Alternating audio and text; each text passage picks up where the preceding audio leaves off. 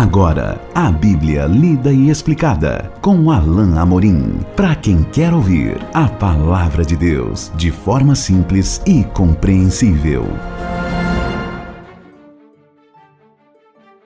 Olá, meu querido ouvinte, minha querida ouvinte. Esse é mais um programa da Bíblia lida e explicada.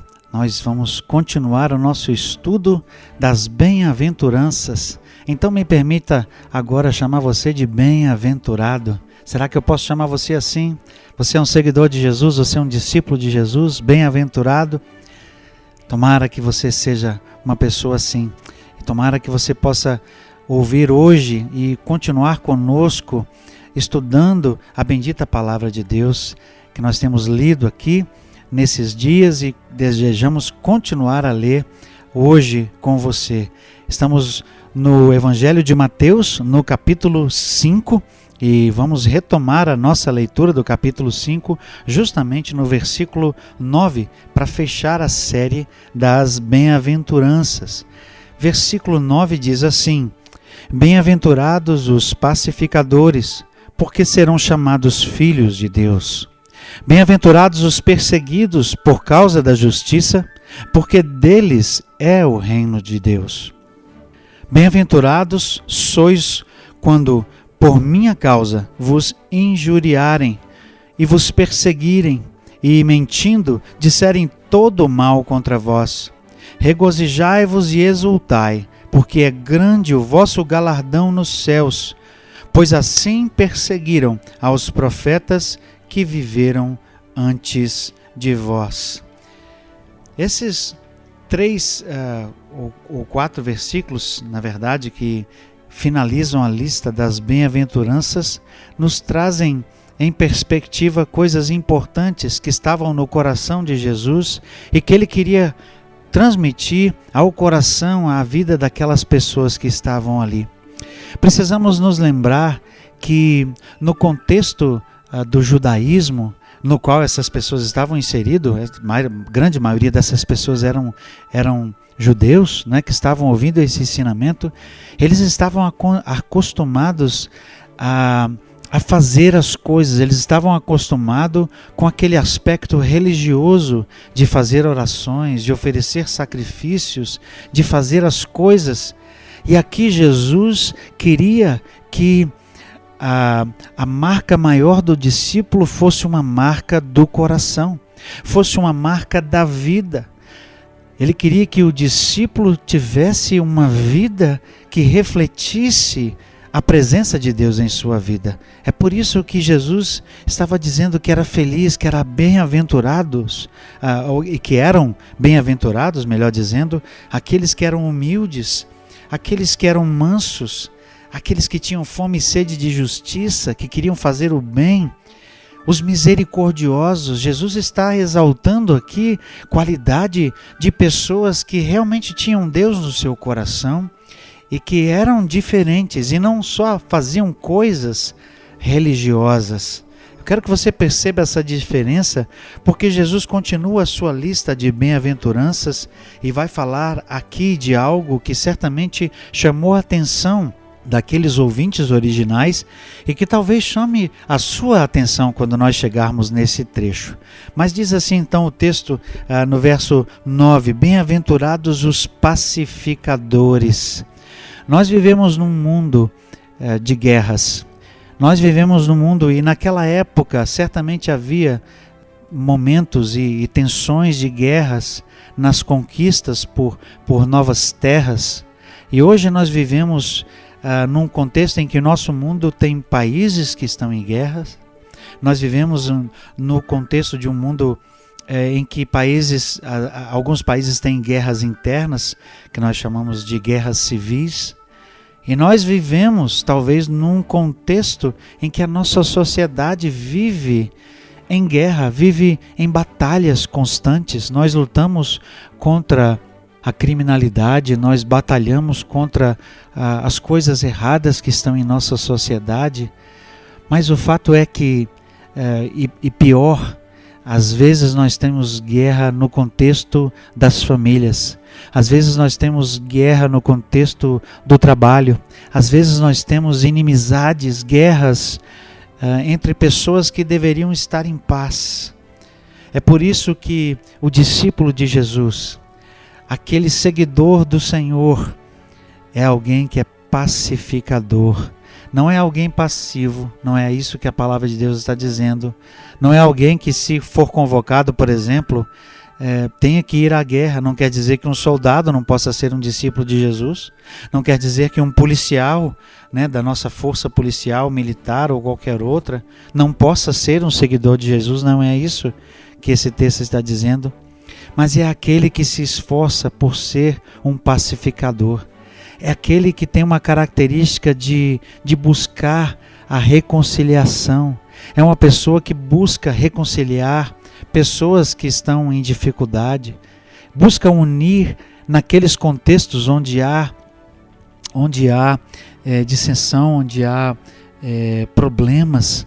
Pessoas que buscam reconciliar pessoas que estão afastadas. Esse é o discípulo de Jesus. Os pacificadores que buscam a paz, não é? Esses serão chamados filhos de Deus. Que característica importante nós precisamos transmitir para aqueles que estão nos vendo, não é? Para que sejamos reconhecidos como filhos de Deus. Isso me faz perguntar para você, meu ouvinte, minha ouvinte que está aí me ouvindo, você é um pacificador? Você é uma pessoa que busca fazer a paz, você busca promover a paz na sua família, no seu contexto de trabalho, onde você está? Você é um pacificador? Tomara que sim, porque assim você também vai ser reconhecido como bem-aventurado. Verso 10 parece que traz um contraste, mas nós precisamos entendê-lo à luz do seu próprio contexto.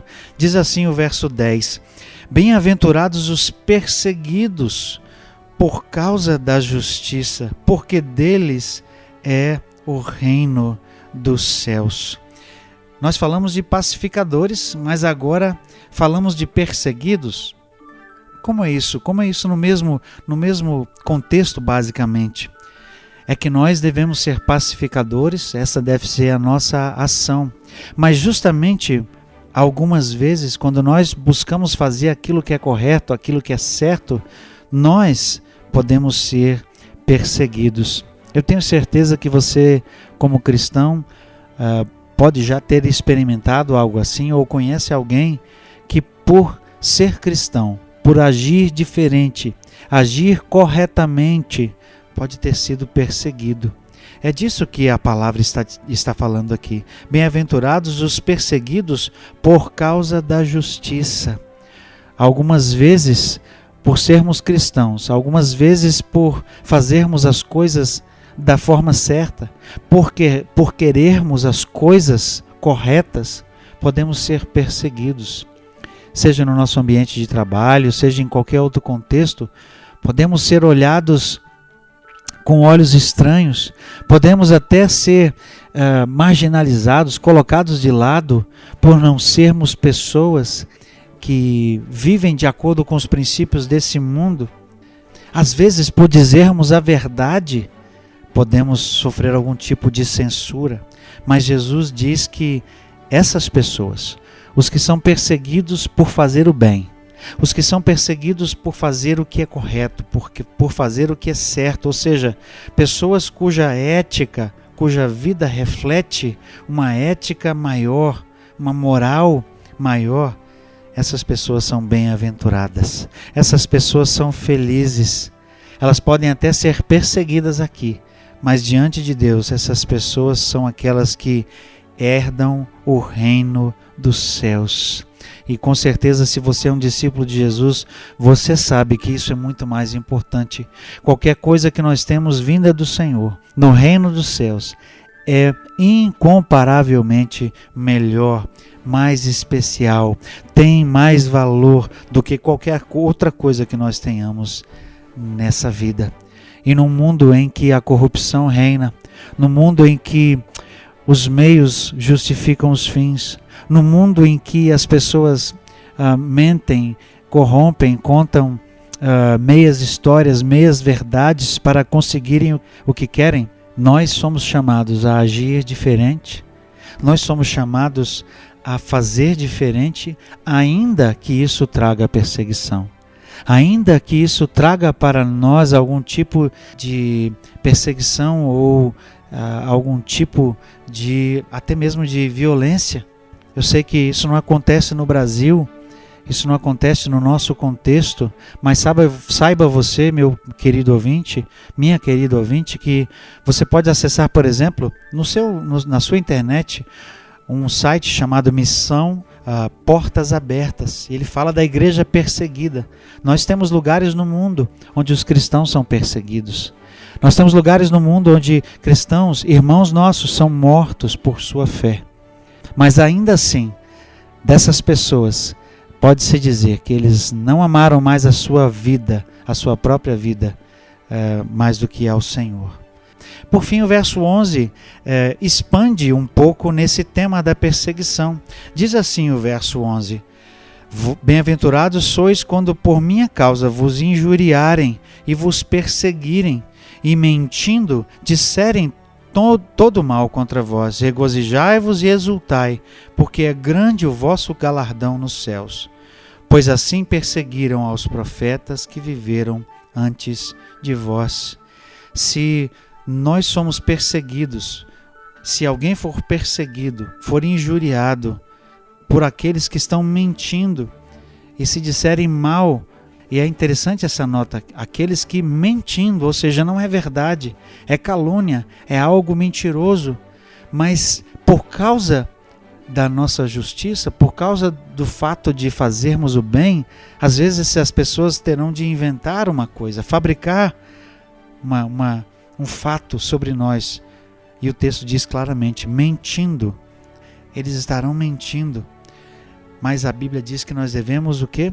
Nos regozijar. Regozijai-vos e exultai. A Bíblia não está falando aqui de sentimento. É claro que nós vamos nos sentir injustiçados. É claro que lá dentro do nosso coração, até mesmo em forma de oração, nós estaremos sentindo isso, o que podemos ouvir, não é? Algum tipo de acusação, algum tipo de injustiça. Então a palavra de Deus aqui não está dizendo de um sentimento, mas está falando de uma atitude. Nós devemos sim dar graças a Deus, e a nossa atitude deve ser de louvor a Deus, porque é grande o nosso galardão, é grande a nossa recompensa. Nós não vivemos para esse mundo, nós não vivemos para nós mesmos, nós vivemos para Deus. E Ele há de recompensar, ainda que esse mundo não traga recompensa. No nosso próximo encontro nós estaremos continuando o estudo do capítulo 5, continuando nos temas maravilhosos aqui do Sermão do Monte. E até lá, que Deus te abençoe. Acesse agora nossa plataforma e baixe os podcasts www.rede316.com.br. A Bíblia lida e explicada com Alain Amorim.